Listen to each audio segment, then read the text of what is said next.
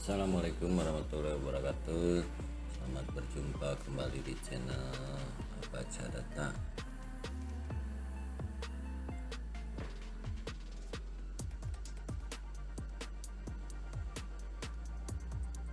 Channel ini membahas beberapa data, kemudian mengolah, utamanya mengolah, tapi mencoba semaksimal mungkin untuk tidak menginterpretasi, menghindari ada kesalahan data yang ada, kemudian interpretasinya juga akan salah. Jadi hanya mengolah dan ada sedikit tip untuk memvisualisasikan hasil pengolahan data.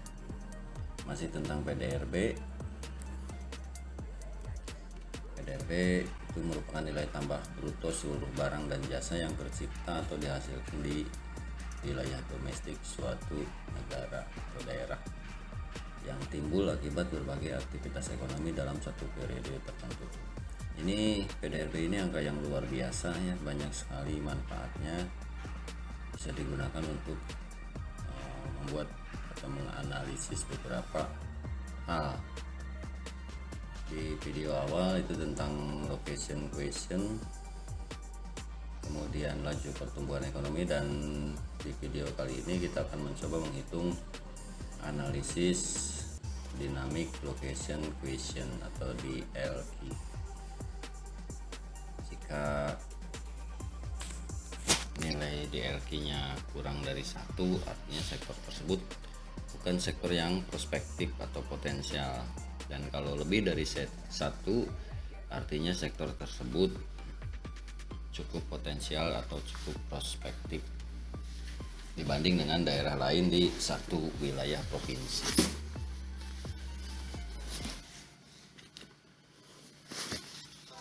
Kalau LQ itu hasil akhirnya adalah mana sektor yang paling unggul dari 17 sektor. Kalau di LQ mana sektor yang paling potensial, atau mana sektor-sektor yang potensial atau prospektif.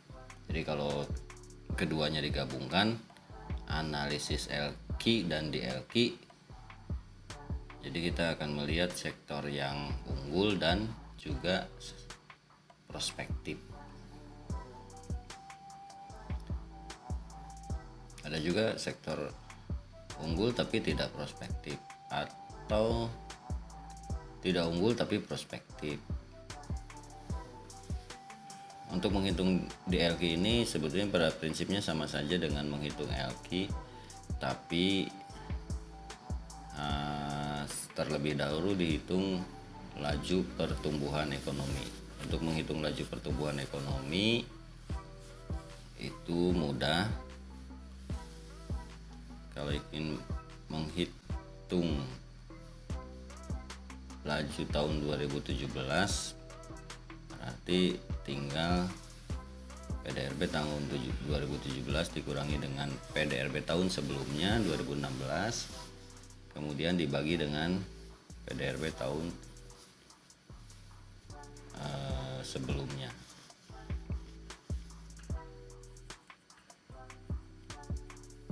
Seperti kita lihat di video ini, sangat mudah untuk menghitung laju pertumbuhan ini.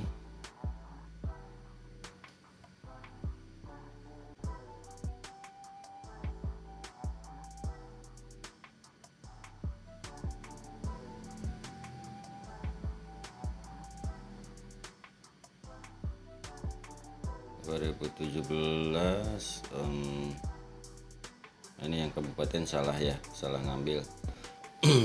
Jadi PDRB 2017 dikurangi 2016. Tadi salah ngambil yang provinsi. Kita ulang lagi yang kabupaten, 2017 kurangi 2016 dibagi dengan 2016.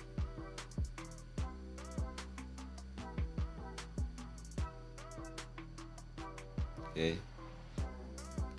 selesai. Jadi laju pertumbuhannya itu 1,25%.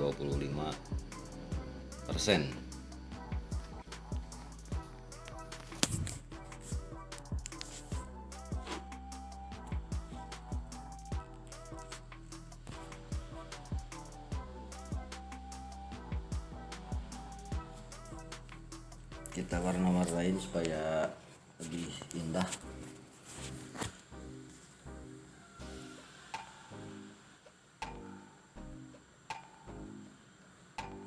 Jika analisa ini dilakukan dan kita mengetahui potensi apa saja yang unggul, kemudian yang masih belum merupakan sektor yang unggul, artinya perencanaan bisa diarahkan ke sektor-sektor tersebut. Betul bahwa sektor-sektor yang unggul, aktivitasnya itu akan juga membantu aktivitas-aktivitas sektor yang lain. Semakin unggul satu sektor, biasanya sektor yang lain juga mengikuti sektor tersebut.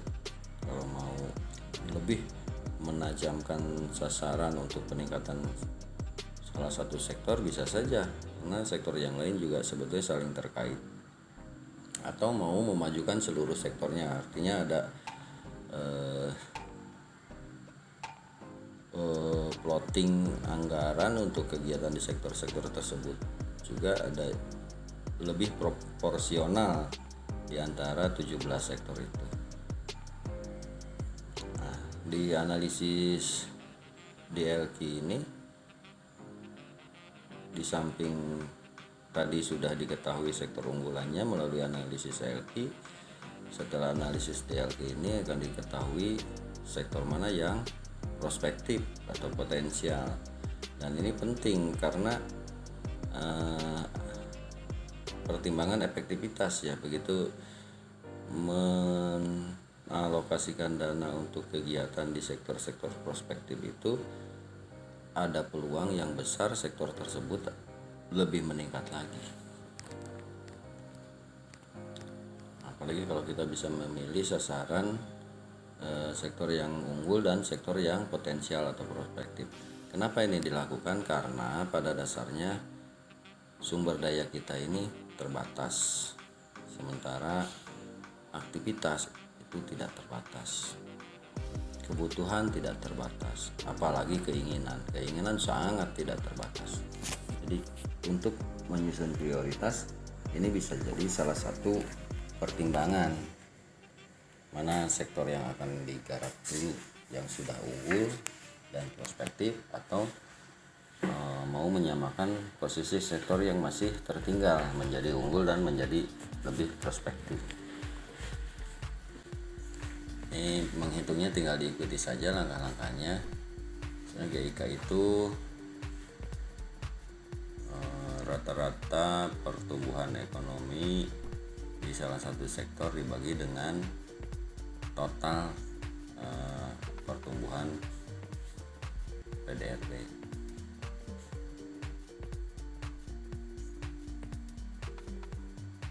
Nanti yang dihitung adalah 1 plus GIK tadi.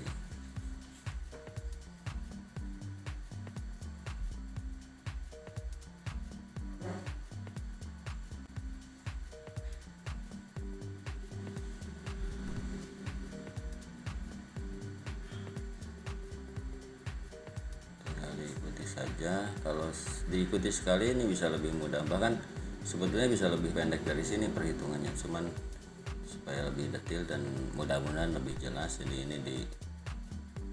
dihitung setahap demi setahap sesuai dengan rumus.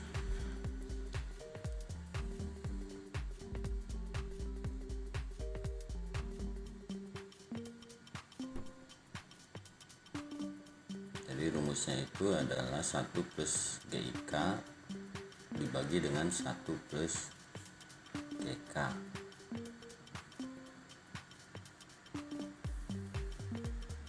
Nanti dibagi lagi 1 plus GTP per 1 plus GP ya. Jadi sama dengan LQ, yang diperbandingkan adalah sektor dengan total sektor di kabupaten, kemudian juga sektor berbanding dengan total sektor di provinsi. Hanya kalau di LQ itu langsung dari nilai PDRB-nya, kalau di LQ itu adalah yang dihitung rata-rata laju pertumbuhan ekonominya.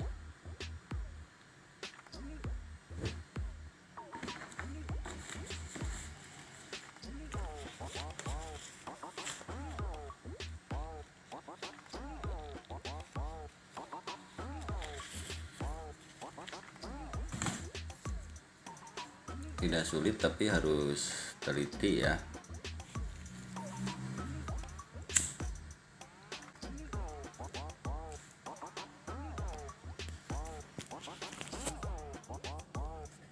Ini juga saya dapat nyontek juga di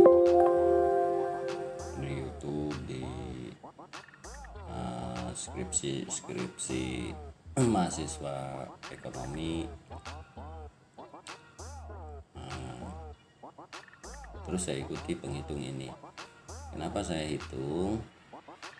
Jadi sama dengan saya belajar jurus dari orang lain dan ini dipraktekkan gitu. Saya punya rumus, coba saya praktekkan untuk menghitung angka-angka yang ada di daerah di Provinsi Jawa Barat.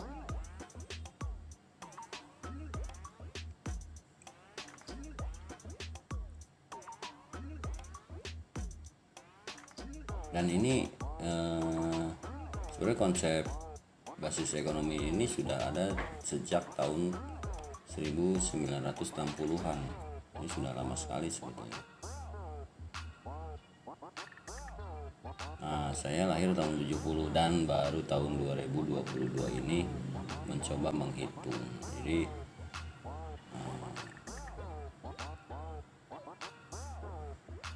lama sekali ya perkembangannya. Oh, ini ada yang salah nih. Ini ada yang salah nih.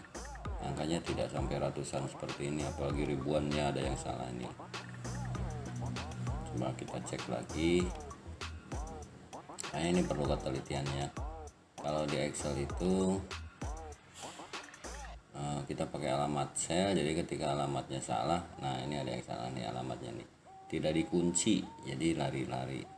Harusnya dikunci pakai $, karena angkanya di bawah, jadi tidak lari. Nah ini baru baru benar.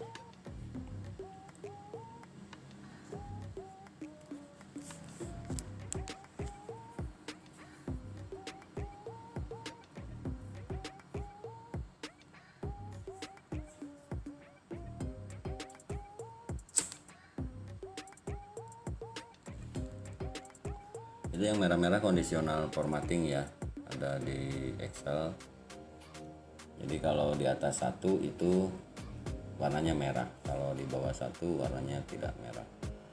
Kemudian juga bisa di label. Jika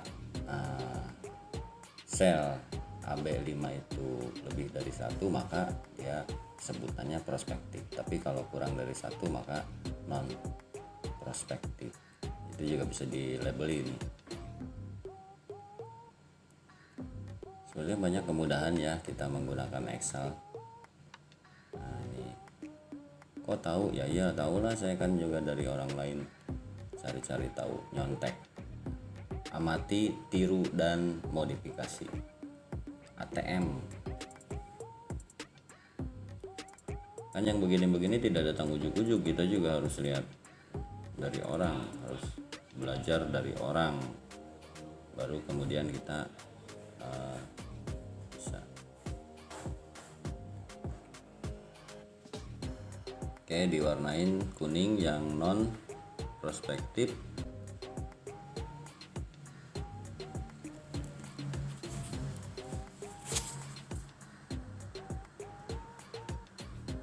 Yang prospektif diwarnain biru supaya kelihatan ya. Ini kita bicara sektor. Jadi sektor mana yang mau dikembangkan. Kenapa harus dipilih? Udah aja semuanya ya, kalau ada anggarannya ya semuanya. Kalaupun semuanya kan harus proporsional. Bagaimana kita memperlakukan sektor yang sudah prospektif, bagaimana yang belum prospektif. Karena tadi keterbatasan sumber daya. Kalau seandainya sumber dayanya memenuhi ya kenapa tidak? Kalau sumber dayanya terbatas berarti kan harus ada prioritas. Nah prioritas itu atas dasar apa ya? Tentunya bukan atas dasar keinginan. Tentunya harus ada evidence-nya, harus ada dasarnya. Iklan dulu.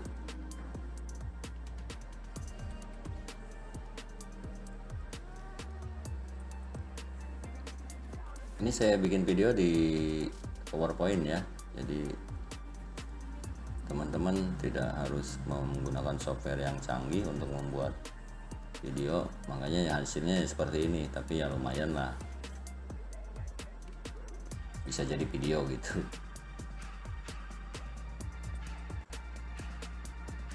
Nah ini LQ untuk menentukan sektor basis dan non basis atau unggulan non unggulan. Kalau di LQ untuk menentukan sektor prospektif atau potensial dan bukan potensial. Nah ini sumber datanya saya gunakan dari publikasi BPS, bisa diunduh di webnya BPS. Jadi ada PDRB kabupaten, ada PDRB provinsi. PDRB provinsi harus ada untuk pembanding. Nah hasilnya ini tolong jangan direferensikan untuk apa gitu ya, karena dalam video ini kita hanya mencoba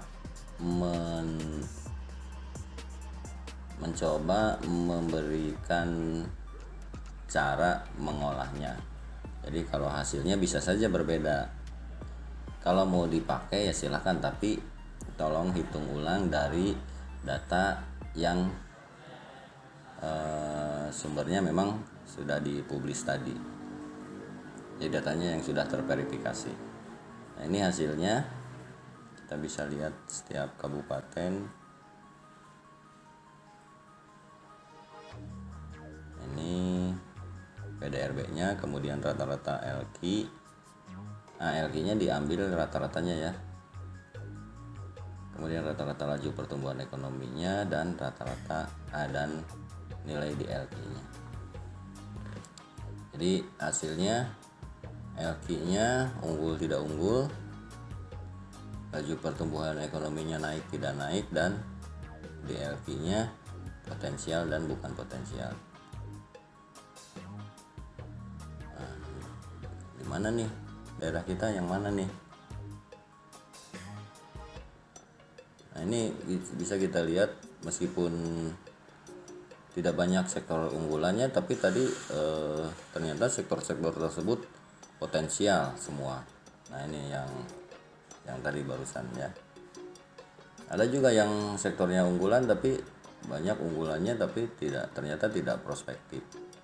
Nah ini jadi pertimbangan-pertimbangan untuk perencanaan di tahun yang akan datang.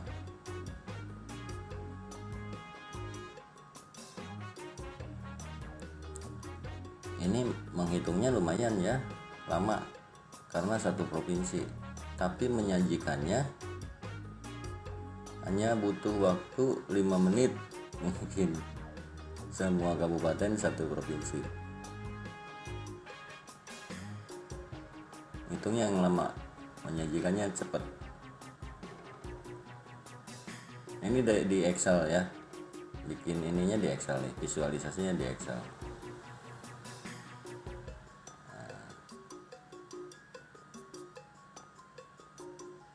Karena tabelnya satu jenis, jadi sangat mudah ya, kita tinggal klik saja mau kabupaten mana, tinggal klik keluar datanya.